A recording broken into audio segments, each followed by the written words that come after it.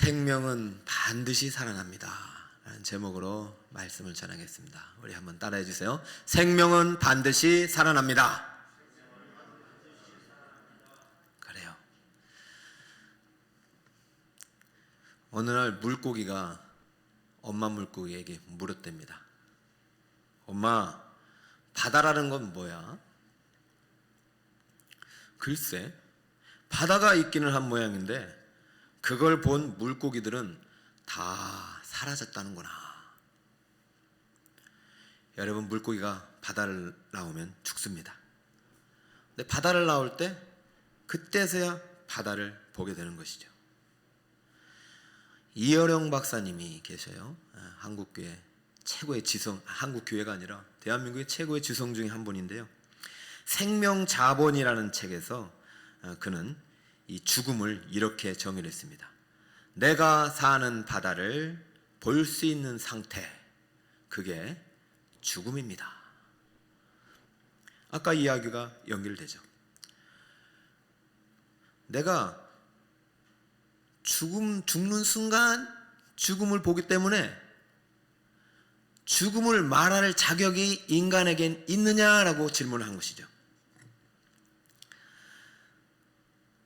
죽는다는 것은요, 한 번 정해졌지만 모른다는 거예요. 죽기 전에는. 그런데 죽은 다음에 다시 살아난 사람이 없기 때문에 우리는 죽음에 대해서 말하지 말고 이제는 생명에 대해서 말해야 된다라고 말을 합니다. 이 박사님이 처음에는 메멘토 모리라고 해서 항상 죽음을 기억하고 인생을 이야기했어요. 근데 어느 순간 바뀌었어요. 왜 바뀌었냐면 이분이 딸 때문에, 딸의 죽음과 딸의 신앙 때문에 하나님을 믿게 됐고, 그때부터 이분의 어떤 인식의 어떤 전환이 지성에서 영성으로 바뀌어요. 그러면서 포커스가 죽음에서 생명으로 바뀐 것이죠. 그러면 화두가 생명을 앞으로 깊이 고찰하여 나는 마지막 죽는 날까지 이 생명의 신비를 밝혀내는 일에 헌신하겠다. 그 지금 사실은 작년부터 이제 암이 걸리셔서 투병하는데요. 그냥 죽음을 그냥 받아들였어요. 친구처럼. 그리고 그는 지금도 생명의 기원을 연구하고 마지막 그의 작품, 책을 탄생이라는 제목으로 내겠다라는 포부를 밝히셨죠. 그는 지금도 생명의 바다에 들어가 생명을 살리고 생명을 연구하는 일에 마지막 사명을 불태우고 있어요. 이런 생명신학자가 있어요. 생명의 철학자보다도 더 큰 생명의 신학자, 바로 사도 요한입니다. 사도 요한은요, 예수님을 만난 다음부터 그때부터 사도 요한의 온전한 관심은 생명으로 바꿨어요. 여러분, 생명은요, 육체의 유한한 생명만 생명이 아니라 예수님과 더불어 살아가야 될 영원한 생명도 있는 것이에요. 이 생명의 신비스로 깊이 빠져든 사도 요한은 드디어 생명의 기원, 생명의 신비의 열쇠가 바로 사랑에 있다는 것을 깨닫게 된 것이죠. 자, 생명의 기원을 그는 이렇게 밝히고 있습니다. 요한일서 4장 7절입니다. 사랑하는 자들아, 우리가 서로 사랑하자. 사랑은 하나님께 속한 것이니 사랑하는 자마다 하나님으로부터 나서 하나님을 알고 사랑하지 아니하는 자는 하나님을 알지 못하나니 이는 하나님은 사랑이심이라. 8절은 여러분 성경 한번 보세요. 사도 요한이 생명에 관한 이야기를 지금 계속 펼쳐나가면서 이 생명의 출발이 하나님의 사랑이 있다고 말하는 거예요. 사랑하는 자마다 하나님으로부터 나서, 사랑하는 자마다 하나님으로부터 나서, 낳다, 태어나다, 생명이 태어나다. 이게 누가요? 사랑하는 자마다 사랑으로부터. 전개하는 수사가 똑같습니다. 아들이 있는 자에게는 생명이 있고 아들이 없는 자에게는 생명이 없느니라. 그러면서 하나님을 사랑하는 자는 하나님께 나서 하나님을 알고 사랑하지 않으면 하나님을 모른다. 그러니까 사랑과 생명은 같은 출발선입니다. 어디서부터? 하나님으로부터. 그런데요, 무엇이 먼저냐? 사랑이 먼저라 라는 얘기를 하고 싶어요. 왜냐하면 God is love, 하나님은 사랑이시기 때문에. 따라해볼까요? 하나님은 사랑이심이라. 영어로 God is love. 호데오스 아가페 에스틴. 여러분 여기 사랑이 뭐라고 번역돼요? 뭐라고 되어 있어요? 아가페. 아가페가 하나님이에요. 여러분 하나님은 사랑 그 자체입니다. 그러므로 생명은 하나님의 사랑의 결과로 우리에게 온 거예요. 왜냐하면 하나님은 사랑이시기 때문에, 하나님은 사랑이시기 때문에 인간을 사랑한 결과로 우리에게 생명을 주신 거예요. 그 사랑이 생명을 만들어내는 것이에요. 자, 오늘 하나님은 사랑이심이라. 사도 요한이 생명을 탐구하면서 아들이 있는 자에게는 생명이 있는데 아들이 없는 자에게는 생명이 없다? 그럼 내 안에 아들이 있단 말인가? 아들이 있다면, 그럼 그 아들 안에 생명을 주셨다면 이 생명은 어떤 생명인가? 이 생명을 탐구하면서 그 생명의 기원이, 생명의 출발이 바로 God is love, 하나님의 아가페에서 시작됐다는 것을 알게 되는 거예요. 내가 지금 누리고 있는 생명, 여러분이 지금 누리고 있는 생명, 사랑에서 시작된 겁니다. 그러므로 지금 하나님은 사랑이라고 정의를 내리면서 하나님의 아가페 사랑에 대해서 소개하고 있습니다. 여러분 이 사랑을 여러분이 충분히 알아야 하나님의 사랑을 알고 하나님을 믿고 그 믿음 안에서 생명이 자라게 되는 것이죠. 자, 아가페 사랑은 어떤 사랑이냐? 첫 번째, 반드시 살려내는 사랑입니다. 반드시 살려내는 사랑입니다. 9절 함께 한번 읽어주세요. 하나님의 시작. 하나님의 사랑이 우리에게 이렇게 나타난 바 되었으니 하나님의 자기의 독생자를 세상에 보내심은 그로 말미암아 우리를 살려내려 하심이라. 사랑이 이렇게 나타났어요. 독생자를 보내셔서 우리를 살려냈어요. 사랑은 반드시 살려냅니다. 사랑은 우리의 생명을 반드시 살려냅니다. 사도 요한은 사랑의 사도라고 하잖아요. 요한 1서를 보고 있는데요, 사실 먼저 요한 복음을 썼어요. 요한 복음은 이미 똑같은 얘기를 했어요. 하나님이 세상을 이처럼 사랑하사 독생자를 주셨으니 이는 그를 믿는 자마다 멸망하지 않고 영원한 생명, 영생을 얻게 하려 하심이라. 못을 박았어요. 그런데도요, 이 사랑을 믿지 못해요. 이 사랑 안에 거하지 못해요. 그리고 이 생명 안에 관심을 갖지 않고 이 세상에 관심이 더 많아요. 다시 그는요 10년이 지난 10월이라고 보여요.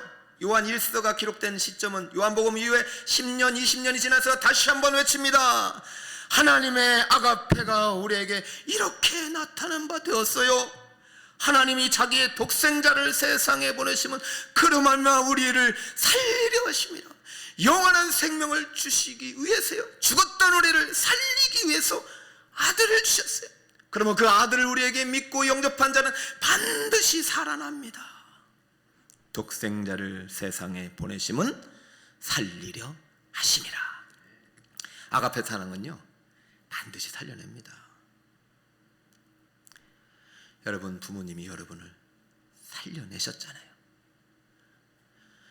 여러분 사랑의 힘으로 태아가 태어나는 거예요. 하나님의 사랑으로 영원한 생명이 태어나는 거예요. 하나님의 사랑은 실패하지 않습니다. 하나님은 사랑 자체예요. 이 사랑이라는 것은요 행위가 아니에요. 하나님의 어떤 행동의 하나의 범주가 아니라 본성, 본체예요. 하나님은 사랑이에요. 그러면 우리가 하나님을 믿고 아들이 있는 자는 반드시 사랑이 이 안에 있는 것이고 반드시 사랑하게 돼 있어요. 하나님을 믿는다 하고 사랑하지 않는 자는 하나님을 믿는 것이 아니란 말입니다. 사랑이 생명을 낳아요. 사랑이 생명을 낳기 때문에 생명 있는 자는 사랑 있는 거예요. 사랑하는 자마다 하나님께로 나서 하나님을 알고 믿게 되는 것이에요. 그러므로 사랑과 믿음은 분리될 수가 없어요. 아가페 사랑에 낳은 생명은 절대로 죽지도 않습니다. 반드시 살아납니다. 반드시 살려냅니다. 하나님을 믿는 사람은 반드시 살아납니다. 아무리 힘들고 어려운 일이 있어도 반드시 이겨냅니다. 그것이 바로 사랑이에요. 우리에게 주신 사랑은 너무나도 위대한 사랑이에요. 우리는 그 사랑을 받았어요. 그 아들을 받았어요. 반드시 살려내는 사랑이 이 안에 있기 때문에 우리는 절대 죽지도 않으면서 이 땅을 살아가면서도 어떤 어려움과 어떤 환난이 닥쳐와도 우리는 이길 수 있는 거예요. 뭐 때문에? 아가페 사랑 때문에. 이 사랑은 무슨 사랑? 반드시 살려내는 사랑이기 때문에. 아가페 사랑은 어떤 사랑이냐? 먼저 희생하는 사랑입니다. 먼저 희생하는 사랑입니다. 10절 함께 읽어주세요. 사랑은 여기 있으니 우리가 하나님을 사랑한 것이 아니요 하나님이 우리를 사랑하사 우리 죄를 속하기 위하여 화목제물로 그 아들을 보내셨습니다. 사랑은 여기 있으니, 자, 반드시 살려내는 아가페 사랑을 또 한번 소개하겠어요. 자, 사랑은 여기 있다. 지금부터 사랑을 소개할 테니까 여러분 잘 들으세요. 사도 요한은 사랑하는 자신들의 제자에게, 공동체에게, 교회 성도들에게 설명하고 있어요. 설교하고 있어요. 그 마음으로 저는 오늘 강단에 섰어요. 사랑하는 성도 여러분 잘 들어보세요. 사랑은 여기 있습니다. 여러분이 잃어버렸던 사랑, 여러분이 잊고 지냈던 그 생명의 신비가 여기 있습니다. 우리가 하나님을 사랑한 것이 아닙니다. 저는 이 말의 은혜를 받아요. 우리가 먼저 하나님을 사랑한 게 아니구나. 내가 하나님을 사랑해서 하나님이 날 사랑한 게 아니구나. 내가 하나님을 사랑하지 않았는데도 하나님이 먼저 나를 사랑했구나. 하나님의 사랑은요, 먼저 사랑해요. 그러면 그분이 사랑할 때는 우리의 상태는 뭐예요? 죄인의 상태예요. 우리가 여전히 죄인이었을 때 그분이 우리를 사랑하신 거예요. 우리 여전히 범죄에서 죽을 수밖에 없을 때, 병들어 죽어야 할 때, 죽을 수밖에 없는 운명 속에서 살아갈 때 그분이 나를 사랑한 거예요. 나는 그분을 사랑할 수 없어요. 죄 때문에 가려져서 하나님을 볼 수 없기 때문에, 하나님을 알 수 없기 때문에, 하나님이 누군지도 모르고 아가페가 무엇인지도 모르기 때문에 우리가 먼저 사랑하는 것은 불가능하고, 구원의 서정 속에서 우리의 역할은 전무합니다. 죽었기 때문에. 그러므로 구원은 하나님으로부터, 사랑으로부터 시작해서 그 사랑이 생명을 살려내는 것이 구원이에요. 아가페 사랑은요, 먼저 희생하신 사랑. 그 이 아가페 사랑의 절정이 바로 희생 제물이 되신 아들 예수입니다. 우리 죄를 속하기 위하여 화목제물로 그 아들을 보내셨습니다. 여기서 화목제물은요, 구약의 제사법을 다 연구할 필요도 없이, 화목제물은요 희생제물이에요. 누군가의 죽음이 필요한 제사예요. 다시 말해서 누군가의 피가 필요한 제사가, 제물이 화목제물이에요. 깨어진 관계를 회복시키기 위해서 누군가가 죽어야 하는 제사가 화목제예요.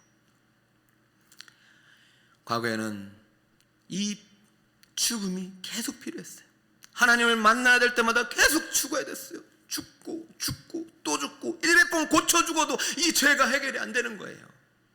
그런데요, 단번에 영원히 이 죽음의 사슬을, 저주를 끊으신 분이 화목제물이 되신 아들 예수예요.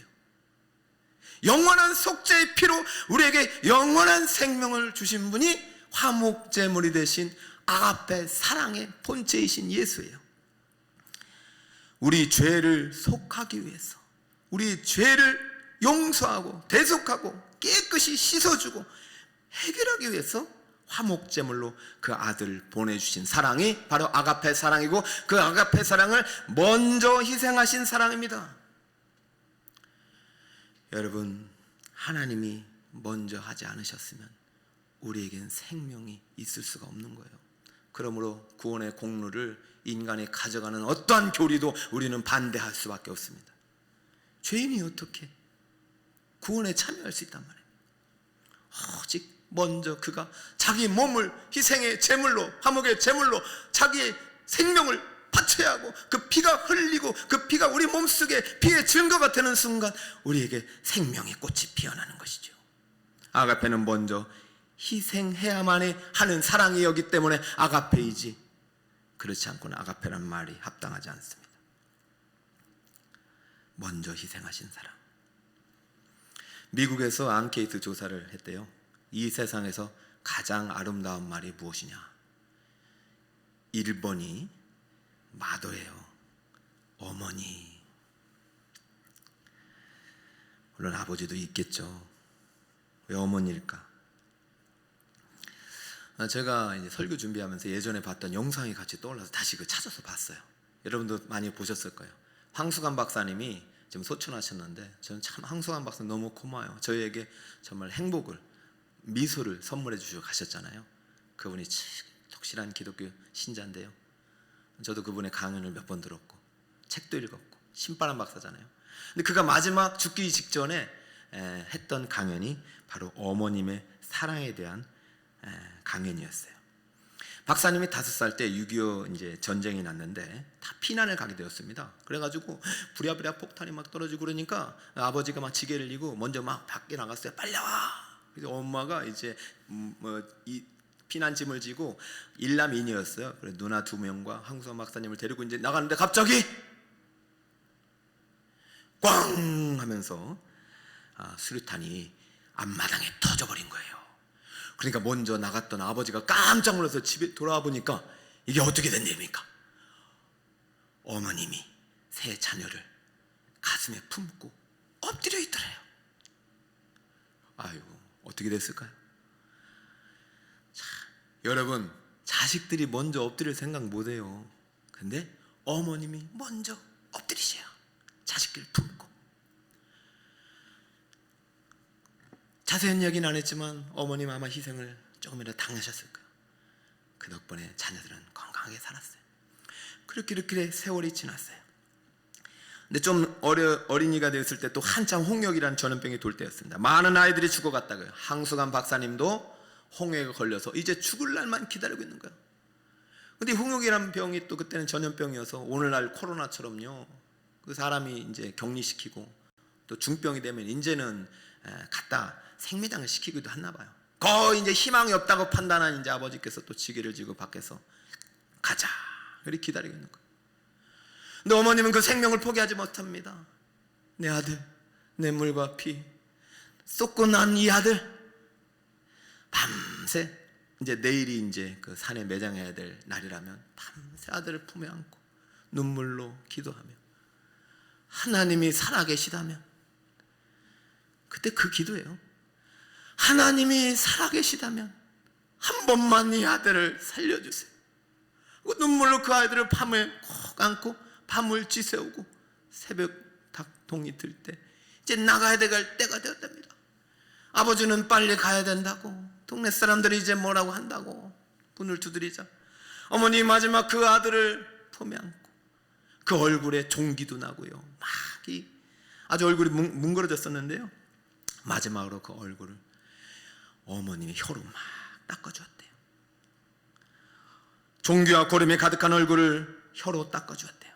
그러자 이게 웬일입니까? 갑자기 기적이 일어나서 얼굴에 생기가 돌기 시작하더니 손가락이 움직이기 시작하였다고 합니다. 사랑하는 여러분, 이게 어떻게 된 일입니까? 어머님의 사랑이 아들을 살린 것이에요. 어머님의 희생의 사랑이 아들을 살린 것이에요. 낳을 때도 그렇게 희생하셨고 전쟁통에서도 먼저 희생하시고 죽어가는 아들을 붙잡고 끝까지 살려내는 그 사랑이 바로 아가페 사랑을 가장 많이 닮은 어머님의 사랑이 아닌가요? 죽음보다 강한 희생의 사랑이 아들을 살린 것이죠. 이 희생이 바로 하나님의 아가페 사랑이에요. 사랑하는 여러분, 어머니도 그렇게 자식을 살린다면 하나님이 독생자 아들을 화목제물로 보내셔서 우리를 위하여 피 흘려 죽으셨다면 그 피를 믿는 자는 반드시 살아나는 것입니다. 반드시 생명이 우리에게 주어지는 것입니다. 여러분 믿으시 바랍니다. 하나님의 아가페 사랑을 지금 소개하고 있어요. 이 사랑으로 생명이 시작됐다는 것을 깨닫고 사도 요한이 얘기하고 있어요. 아가페 사랑은 반드시 살려내는 사랑이고 먼저 희생하는 사랑이었다. 그리고 아가페 사랑의 결론은 무엇이냐? 서로 사랑하는 사랑이다. 따라해주세요. 서로 사랑하는 사랑. 서로 사랑. 그렇죠. 11, 12절을 한번 볼까요? 오늘 우리 암송구절입니다. 여러분 매주마다 제가 암송구절을 드리는데요, 이거 꼭 암송하세요. 시작. 사랑하는 자들아, 하나님이 같이 우리를 사랑하셨은즉 우리도 서로 사랑하는 것이 마땅하도다.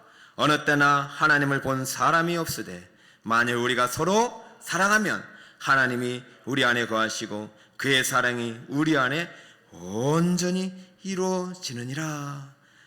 하나님이 이같이 우리를 사랑하셨은즉 그 다음에 우리가 해야 할 일이 있대요. 아가페 사랑을 주신 하나님이 우리에게 저는 부탁하고 계셔요. 무엇을 하라? 서로 사랑하라.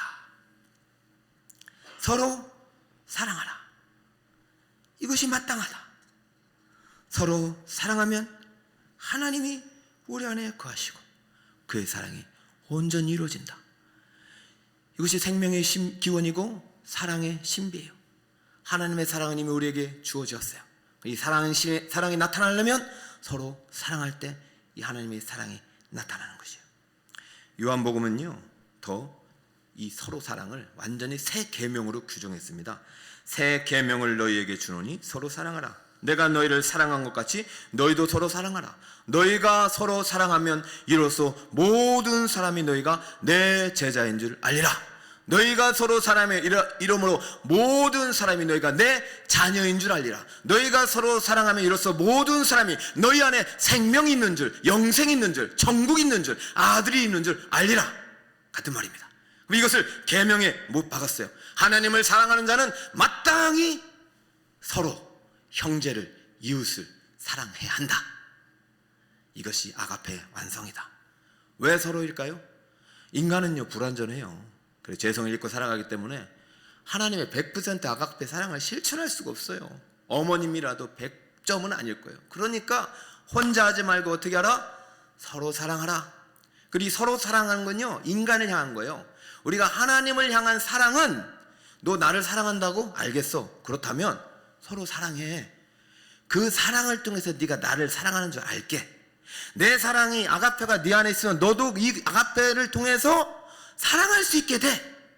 네가 이 사랑을 믿는다면. 그러므로 우리는 서로 사랑해야 되는 거예요. 그러면요, 교회는요, 믿음의 공동체임과 동시에 무슨 공동체가 되느냐? 사랑의 공동체가 돼야 돼요. 사랑의 공동체가 될 때 진정으로 생명의 공동체가 되는 것이죠. 지금 생명의 신비를 추적하면서 사도 요한은 이 생명의 신비의 기원이 바로 사랑에 있음을 깨달은 거예요.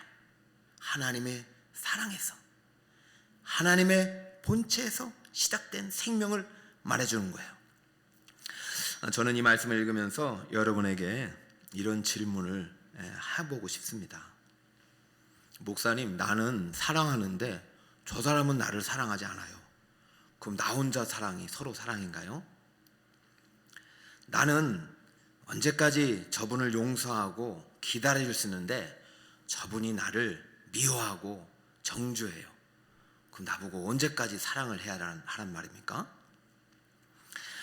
서로 사랑을 하고 했더니 이 상대방의 반응에 따라서 사랑의 여부를 결정해야 하냐고 묻는 것이죠. 여러분, 서로 사랑은 상대방의 반응에 따라서 하는 것이 아니라 하나님이 우리에게 주신 그 사랑을 하는 사랑입니다. 자, 서로 사랑이란 명령을 실천하기 위해서 여러분이 꼭 이 서로 사랑하라는 명령 안에 내포된 두 가지 의미를 꼭 가슴에 새기고 오늘부터 실천해 나가는 우리 북서울 꿈의 교회 사랑의 성도들이 되시길 축복합니다. 자, 만약에 지금 사랑할 수 없는 사람이 떠올려 보세요. 이 사람 사랑할 수 없어? 그러면 이렇게 생각해요. 첫째, 하나님의 사랑은 갚을 수 없음을 먼저 기억하시기 바랍니다. 따라 볼까요? 하나님의 사랑은 갚을 수 없음을 기억해야 합니다. 시작. 로마서 13장 8절 말씀을 제가 인용할게요. 피차 사랑의 빛 외에는 아무에게든지 아무 빚도 지지 말라. 남을 사랑하는 자는 율법을 다 이루었느니라. 저는 이 바울 사도가 말한 이 성경과 요한 사도가 말한 이 사랑이 이 서로 일치된다고 봐요. 여기서의 사랑의 빛도 아가페고 요한이 말하는 사랑도 아가페요. 그러니까 아가페의 빛 외에는 아무에게든지 아무 빚도 지지 말라. 문맥상 여기서의 빚은요, 앞에 정부에 세금을 안 바치는 자들에게 정부한테 세금의 빚을 지지 말라, 꼭 세금을 바쳐라 하는 명령을 한 다음에 너희들에게 있어야 될 유일한 빚은 사랑의 빚 하나다. 이게 무슨 말입니까? 우리가 하나님께서 베풀어 주신, 우리에게 베풀어 주신 그 사랑의 빚은 갚을 수 있을까요? 없을까요? 없다는 얘기예요. 우리 안에 주신 아가페 그 하나님의 희생의 사랑은 도저히 인간은 갚을 수 없다. 갚을 수 없는 사랑을 받았고 너는 하나님께 갚지 않고 있으니 너도 누군가를 서로 사랑할 때는 그런 마음으로 보상을 받지 말고 기대하지 말고 사랑해 주라는 뜻이 서로 사랑입니다. 서로 사랑은 보상을 요구하지 않는 사랑입니다. 왜냐하면 우리는 더 큰 사랑을 이미 받았기 때문에. 그러니까 이 사랑에 대한 믿음과 확신이 없이는 사랑이 안 되는 것이죠. 만약에 사랑이 안 된다면 이 사랑이 없거나 믿지 않는 것이죠. 정말로 내가 하나님의 갚을 수 없는 사랑을 받은 죄인이었음을 깨닫는다면 사랑할 수 있게 되는 것이에요. 그러나 그 사랑은 100점은 아니어도 시작이 가능한 것이죠. 사랑하는 성도 여러분, 형제간에 물질 거래를 하시는 분이 계시잖아요. 서로 사랑해야 됩니다. 물질 때문에 발생하는 빚이 있으면 안 된다는 거예요. 100만 원을 빌려줬으면 반드시 갚아야 돼요. 사랑의 빚 외에는 절대로 빚을 지지 말라고 명령하고 있기 때문에. 근데 이 말씀을 사랑의 관점에서 해석하면 어떻게 되느냐? 만약에 내가 100만 원을 빌려줬어요. 안 갚아요. 그러면요, 그대로 사랑의 빛으로 끝내라는 얘기예요. 자, 내가 누군가를 도와주고 싶은 마음에 그 사랑하는 마음으로 빌려줬다면 그것이 사랑의 빛이 되는 건데, 보상을 요구하는 순간 이건 사랑의 빛이 되는 것이 아니에요. 진정으로 사랑한다면 포기하고 사랑해 줘야 됩니다. 만약에 그럴 자신이 없으면 그 빚은 발생해서는 안 되는 것이에요. 여러분, 우리는 1만 달란트를 탕감받은 죄인이잖아요. 여러분, 이 비유를 잘 하잖아요. 1만 달란트는요, 한 사람은요 몇 조 원이 돼요. 그 수조 원이 되는 돈을 주인이 탕감을 해줬어요. 갚을 수 없는 빚이에요. 사랑의 빚이에요. 주인이 나를 궁리력에서 탕감을 해줬어요. 그런데 100데나리온 빚진 자가 찾아왔어요. 그러자 그것을 고소하고 고발하고 때리고 병원에 감옥에 가둔다면은 그것은 사랑이 될 수가 없는 것이죠. 사랑하는 여러분, 하나님께 갚을 수 없는 사랑을 받았으면 우리도 똑같이 그런 수조원의 사랑을 베풀라는 것이 아니라, 비록 100데나리온의 작은 빚일지라도 사랑하는 마음으로 그것을 탕감해 주는 것이 사랑이다라는 뜻입니다. 사랑하는 여러분, 서로 사랑이라는 것은 사랑의 빚 외에 아무 빚도 지지 말라는 명령과 더불어 보상을 요구해서는 안 되는 사랑이에요. 사랑이라는 것은 다 주는 사랑이에요. 어머님이 자식에게 하듯이 하나님의 아들을 우리에게 주셨듯이 나도 하나님의 자녀라면 이제부터 나도 아가페 사랑을 실천해 나갈 때 저 사람이야말로 참 그리스도인이다라는 사람들로부터 칭찬을 받게 되는 거예요. 그래서 저는요, 지금 팬데믹, 비대면 상황 속에서 우리 기독교인이 회복해야 될 덕목은 이 사랑이에요. 사랑하는 여러분, 사랑의 빛을 많이 지세요. 많이 베풀고 많이 도와주고 많이 여러분들 봉사하고 보상을 요구하지 마세요. 그러면 하나님이 갚아주십니다. 마태복음 5장 46절에 너희가 너희를 사랑하는 자를 사랑하면 무슨 상이 있으리요? 세이도 이와 같이 하느니라. 우리 교회는요, 이 사랑을 회복해야 합니다. 지금 갚을 수 없는 사랑을 받아서 우리도 갚을 수 없는 은혜를 베풀었던 기독교예요. 정말로 기독교는요, 앞장섰어요. 먼저 달려갔어요. 먼저 지켰어요. 먼저 나라를 위해서 헌신했고, 이 나라가 일제와 공산국이 쳐들어왔을 때는 먼저 달려가가지고 교회를 지켰고 싸웠어요. 근데 어느 순간부터는 동등한 사랑이 돼버리더니 어느 순간부터는 이기적인 사랑이 돼버렸어요. 사랑하는 여러분, 다시 한번 갚을 수 없는 사랑을 받은 우리 대한민국을 사랑하고 이웃을 사랑하고 형제를 사랑하고 여러분 원수일지라도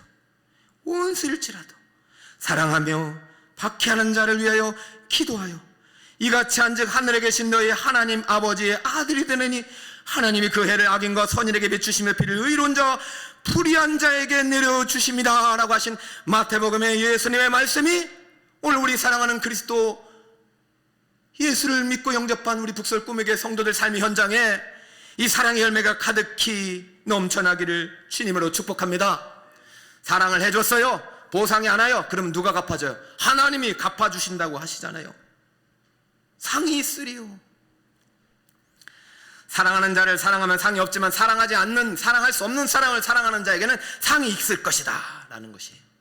그러므로 오늘부터라도 먼저 이 아가페 사랑을 실천해 나가신 여러분 되시길 바랍니다. 비록 그 사람이 나에게 보상하지 않더라도, 악으로 보상할지라도 내가 받은 그 사랑 앞에 다시 무릎 꿇고, 십자가 앞에 다시 무릎 꿇고 다시 용서를 시작하고 사랑을 시작하고 선행을 시작하여 악인과 선인에게 동등하게 이 사랑을 베푸는 여러분 되시길 바랍니다. 그것이 기독교의 정신이에요. 아가페. 자, 내가 서로 사랑하라는 하나님 명령 앞에 또 하나의 함축된 의미, 이 의미는 뭐냐면 이 서로 사랑은 성령의 내주하시는 증거이기 때문입니다. 서로 사랑이 뭐라고요? 읽어볼까요? 시작. 서로 사랑이 성령이 내주하시는 증거임을 믿어야 합니다. 나는 구원받았어. 뭘로 증명할 건데요? 너희가 서로 사랑하면 이로써 너희가 내 제자인 줄 알리라. 서로 사랑이 하나님이 구원받은 증거로 성경에 게시된 것입니다. 그럼 나는 구원받았다는 것은요, 입술의 고백뿐만 아니라 서로 사랑이 같이 가야 돼요. 사랑하지 않는데 어떻게 내가 구원받았다는 증거를 말할 수 있어요? 하나님을 믿는데 여전히 미워하고 시기하고 질투하고 정죄하고 욕하고 비방하고 옛 습관이 똑같이 나타나는데 내 안에 아가페가 전혀 드러나지 않는데 그것이 어떻게 구원받은 증거나 말입니다. 그러나 성령이 우리 임하시면 예수가 하나님의 아들이심을 믿어지고 그리스도를 믿어지고 그 예수가 우리의 아가페 사랑임을 깨닫게 됐고 그 사랑을 실천하게 된다는 것이에요. 그러므로 요한 사도가 오늘 요한일서 4장 7, 8절에 했던 말을 다시 한번 가슴에 새겼으면 좋겠어요. 여러분 꼭 암송하세요. 이번 주에 사랑하는 자들아, 시작. 사랑하는 자들아, 우리가 서로 사랑하자. 사랑은 하나님께 속한 것이니 사랑하는 자마다 하나님으로부터 나서 하나님을 알고 사랑하지 아니하는 자는 하나님을 알지 못하나니 이는 하나님은 사랑이심이라. 너무나도 아름다운 고백이고 말씀입니다. 사랑하는 자들아. 지금 구원 못 받은 사람한테 얘기하는 게 아니죠. 구원받은 성도들, 교회 성도들, 사랑하는 북설 꿈에게 성도 여러분, 이제 서로 사랑하세요. 우리 서로 사랑해 주세요. 먼저 사랑해 주세요. 그 사랑이 그 영혼을 살립니다. 재밌는 것은요, 지난주에 우리가 요한 1서 5장 1절 말씀을 보았는데요, 그때 이런 말씀이 있었어요. 예수께서 그리스도이심을 믿는 자마다 하나님께로부터 난 자니 낳으신 이를 사랑하는 자마다 그에게서 난 자를 사랑하시느니라. 자, 이게 그에게서 난 자가 형제들이에요. 칠들은이에요. 그러니까 이웃과 형제들, 성도들을 사랑한다는 거예요. 근데 이 두 문장을 한번 비교해 볼까요? 사랑하는 자마다 하나님으로부터 나서 할 때 이게 태어났다, 생명을 얻었다 이 말이거든요. 사랑하는 자, 사랑은 현재 분사입니다. 지금 상태. 근데 하나님으로부터 나았다, 성령을 받아 중생했다, 이것은 과거형입니다. 자, 그런데 믿는 것도 마찬가지요. 현재 분사, 형태, 내가 지금 믿고 있어요. 근데 하나님께로부터 난 자는 이것은 과거형이에요. 다시 말씀을 종합하면 성령으로 중생한 사람, 예수 믿고 구원받고 새 생명이 있는 사람은, 이 성령이 내주하는 사람은 그 증거로 절대적인 믿음이 나타나야 되고 아가페 사랑이 그 안에서 나타나야 된다는 것입니다. 내 안에 성령이 있는데 안 믿어줘. 성령이 없는 것입니다. 내 안에 성령이 있는데 사랑하지 않아. 성령이 있는지 확인해야 되는 거예요. 믿는 자는 사랑하게 돼 있어요. 믿는데 미워한다? 그 사랑을 점검해야 되죠. 병들었거나 없거나. 성령이 내주하시는 증거는 절대적인 믿음이 있어야 돼요. 예수가 그리스도시요 하나님의 아들이십니다. 이 믿음을 하나님이 주셨기 때문에 이 믿음이 자라면 반드시 성령의 열매인 사랑의 열매가 첫 번째 나타나는 거예요. 사랑, 희락, 화평, 오래 참음, 자비, 양선, 충성, 온유, 절제. 성령이 내주하시는 첫 번째 열매는 아가페 사랑의 열매가 나타나는 그 사람이 바로 성령이 내주하는 생명이 거주하는 구원받은 증거입니다. 사랑하는 성도 여러분, 믿음과 사랑은 분리되지 않아요. 구약시대는 믿음이 없고 행위만을 강조했어요.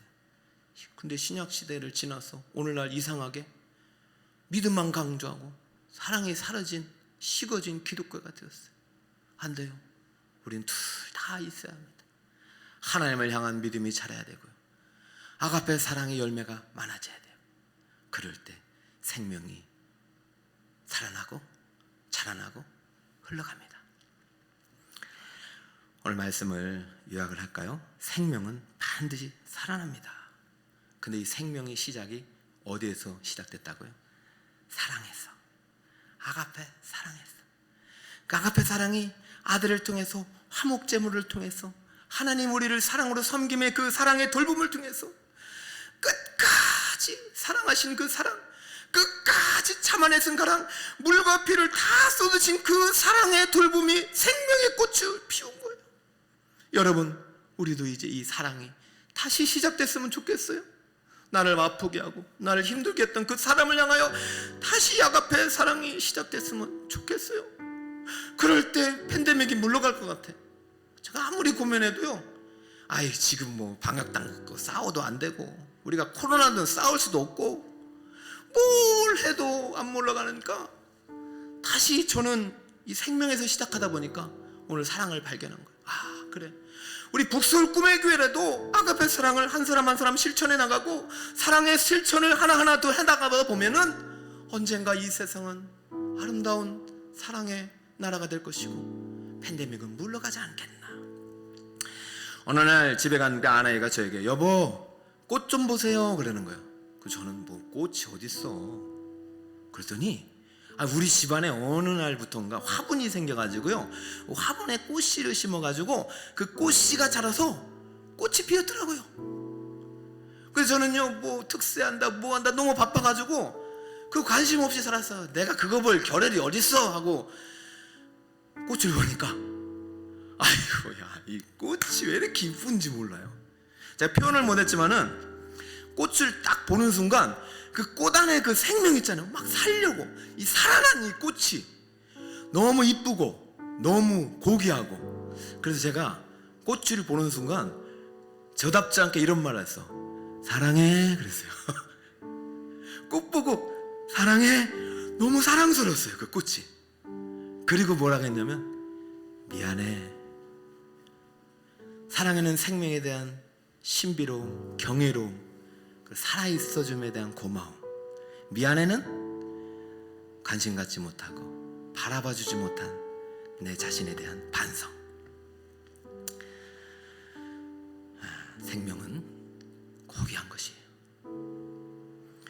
어느 날 할아버지와 손자가 밭에서 콩을 심고 있었습니다. 손자가 흙에 구멍을 내면 할아버지가 콩을 새알을 넣고 흙을 덮었습니다.